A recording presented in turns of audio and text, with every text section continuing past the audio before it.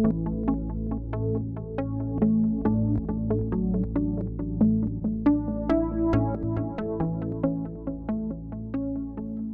people have heard the quote, "Every system is perfectly designed to get the results it gets." There is some dispute over who originally coined this phrase, but that doesn't lessen its truth. Just as every system is designed to get the results it gets, so is every community college. Every interaction with students presents the potential to engage them. Community colleges can make engagement inescapable by promoting engagement through each syllabus, each assignment, each course requirement, and each mode of assessment. They can require students to work on projects with other students outside of class, require a service learning project, require students to see faculty members in their offices at least once before mid-semester, make the end of course assessment a group project, and so on. Listen in as several community college faculty members share how they design their courses to engage their students and help them find success. At the beginning of the semester, I have them fill out this index card, and they on the front end, it's like, well, what's your name and what's your major and what do you want to do after? But on the back, I ask them, like, what are you reading, what are you watching, what are you listening to?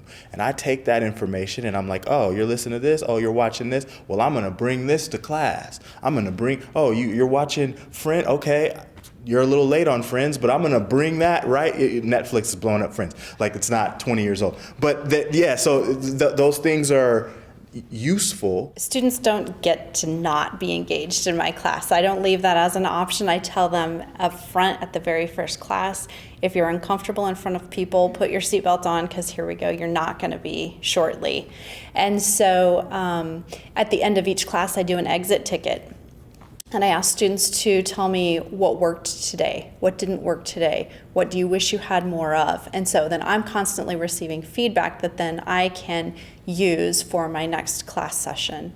And it's important that they interact with each other. And so a lot of times, very early in the semester, I'll do, okay, here's the situation. How are you as a group of 4 or 5 people going to work through this? You have 10 minutes to prepare a 5-slide PowerPoint, and then you're going to present it. And so sort of forcing the issue and putting them in situations where they all have to be uncomfortable, then they learn to support each other through that process. So engagement is certainly something that I make happen every single class session.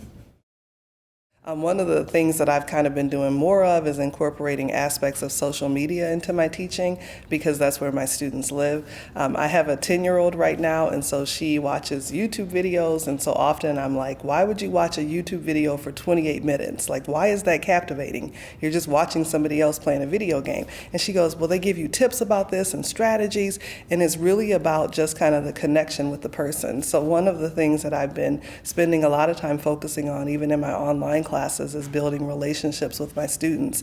And it can be anything from having a silly avatar next to my office hours, or I did a graphic design thing with my syllabus to incorporate pictures and pit stops along the way, to really kind of just think about how they're processing the material, because I want the experience as they're moving through it to be something that they really are enjoying along the way. And it's not just about delivering content, it's really about the total package or their experience that they're taking along the journey. I would proudly say I spend 0 time lecturing. I have very few PowerPoint slides. They're there as a support mechanism for students to look at on their learning management system if they like to go to it for reference. But for 95% of the courses, there's very little lecture or no lecture at all. It's constant student engagement, constant collaboration.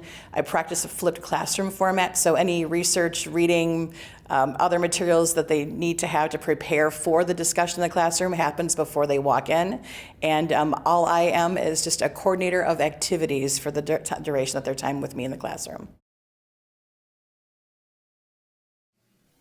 One of my favorite teaching moments doesn't just happen inside the classroom, but happens outside the classroom. Like, for example, we'll have an assignment where the kids have to go out to a cultural experience with the deaf community, such as like deaf coffee, or they'll have to go for the School for the Deaf and meet other deaf students that are there on campus. And that opportunity to get to see my students communicating with those in the deaf community, even when they have limited sign language skills, watching them attempt to interact with others in the community, or going and seeing a deaf play.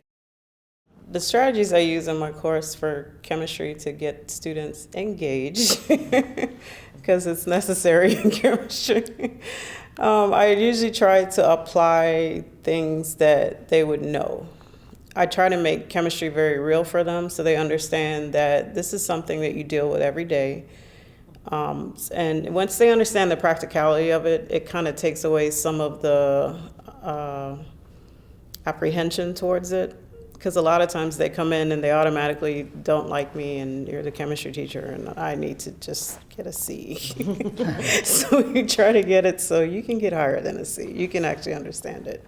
So we talk about different things, household products. We talk about things like shampoos, hair dyes, the pH effects on things. We talk about water purification methods, different types of ways that we look at waste treatment, things like that. We talk about, even with the gas laws, just understanding the tire pressure, how the temperature affects things like that. What happens to a balloon as it floats up in the air, the expansion, just very basic things so that they understand that chemistry is a part of everyday life. When I started to teach, I thought that as a teacher, I need to know, whatever I know, all intellectual stuff, if I share that with my students, that will captivate. I was so wrong. They were bored. They were not interested in my classes at all, and I was like, oh, this is not working. So I kept on thinking, what should I do? What should I do? And then I thought that the thing that captivates the students are they always love to listen to stories. Every time I do a class, if I talk about some stories and then I relate with the subject matter that I'm teaching, they see that connection and they learn. So it just so happened I teach child psychology, and I describe how the child growth goes on from birth all the way. So it just so happened that I had a granddaughter just born. So each time, from each stage I'm teaching, I'll bring the pictures of my granddaughter and describe that what she's doing, how she's doing, and then I'll relate it with the materials of the child development stages. And that will captivate their interest so much, and they will laugh and they will giggle. And not only that, they will start bringing their own stories. That this is what my daughter does, or this is what my sister does. And yeah, I can see that. And the concept that you are describing, oh, now I know, why does she do that? So that did captivate them a lot. In terms of collaborative learning and collaborative work, one of the best things that I've ever done while working at a community college was to work with a total of 8 faculty members to create a cross-disciplinary course on zombies.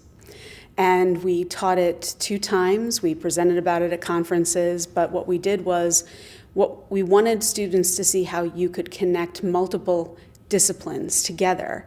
And we just chose zombies as a topic because we realized we could talk about the psychological aspects of how you would handle a zombie apocalypse. We could talk about the biology and where zombieism actually happens in the real world with like zombie ants and things like that. We had a mythology teacher, we had an English teacher, we had a geospatial studies teacher talking about how you could use geographic information to find the safest path. And that project grew amazingly, all from us just saying, how could we get students to see how different disciplines all look at the same topic? And it wound up being a huge project. The first time we taught it, it was wonderful in many ways, but we also realized there was much we had to work on. So we spent a year and a half prepping it the first time, just really working on designing it and then breaking down things like, okay, well, how do you grade a discussion in your class, or how do we grade it this way, so that we were being consistent with our students. The second time we taught it, we went even further with how to be collaborative and go beyond, and we have a public safety center at our school where they train fire and police and things like that. So we staged a zombie apocalypse, complete with fires and faculty members dressed up as zombies, and the president of the college in a hazmat suit, which was one of the most fun things ever. But the whole point of it was not that we cared about zombies, but that we wanted to really push the boundaries of collaboration and see what we could do. We wound up winning a collaboration award for it. And students said it was one of the best experiences they had while they were in school. The final zombie day, the zombie apocalypse, we actually videotaped it. We had students wearing, GoPros, and faculty wearing GoPros. And at the end, one of the film professors actually edited the footage down to a 2-minute trailer about our zombie apocalypse day. And it was just the best thing I've ever done in my teaching, is that one class, because of how much we learned from each other while collaborating. I changed my teaching by talking to a biology professor about how they teach.